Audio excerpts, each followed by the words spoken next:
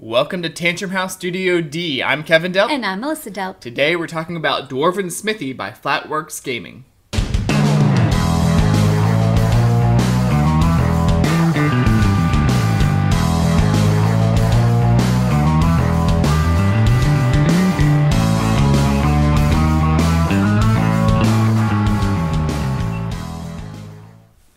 Dwarven Smithy is a 2 to 4 player hand management and tableau building game by Flatworks Gaming, and it's on Kickstarter this September. In the game, you take on the role of a dwarven blacksmith, and your goal is to make the most money by using resources to hire apprentices, forge tools, and craft valuable items.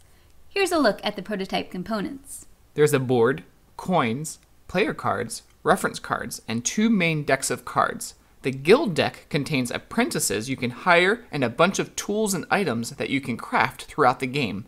But to do that, you'll need the resources you find in the mine deck, things like gold, silver, iron, gems, and runes. Your player card forms the middle of your tableau. The space below is for your workshop.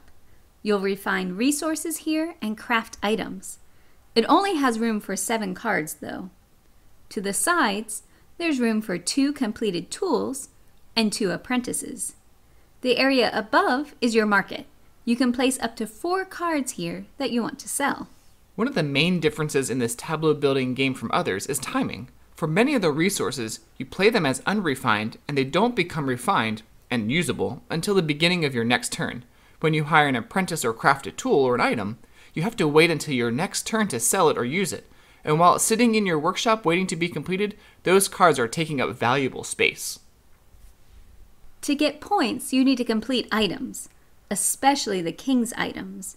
They're worth a lot of money and have the potential to give you bonus points at the end. The end of the game is triggered when someone completes their 4th king's item or one of the 2 decks is depleted. At the end of your turn, you draw up to 4 cards, but you cannot exceed your hand limit of 6. So the game can be a little swingy, not getting the right cards in your hand, or getting some super awesome cards. But either way, even if you don't get lots of King's items, you can still work on the regular items and tools. So you really need to plan out your turn to craft the cards you need to get the right resources. Then you need to make sure that they're refined, and you need to make sure you have enough space in your workshop. Right. I was really excited on one of my turns because I had the resources that I needed to craft 2 really valuable high point items, but then I realized I didn't have enough space in my workshop. So what I had needed to do was to play some of those apprentices or tools that actually give you powers and benefits. Some of them allow you to have higher card limits in certain areas or your hand. Some of them let you craft tools with fewer resources or even play certain resources from your hand already refined. The art in Dwarven Smithy is stunning, especially the King's items. Some of my favorites are the Dragon's Breath, the Willbreaker, and Stormforged. There are definitely some interesting decisions for you to make during this game.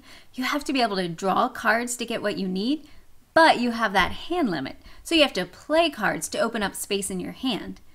But you only have so much space in the places where you can play cards in your workshop and your market. So you need to choose, which cards do I sell? Which cards do I keep? How do I find a way to cycle through cards during the game? That's going to be really important.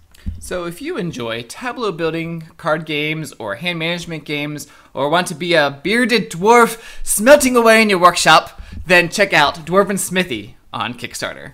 Why are you Scottish? All dwarves are Scottish, aren't they?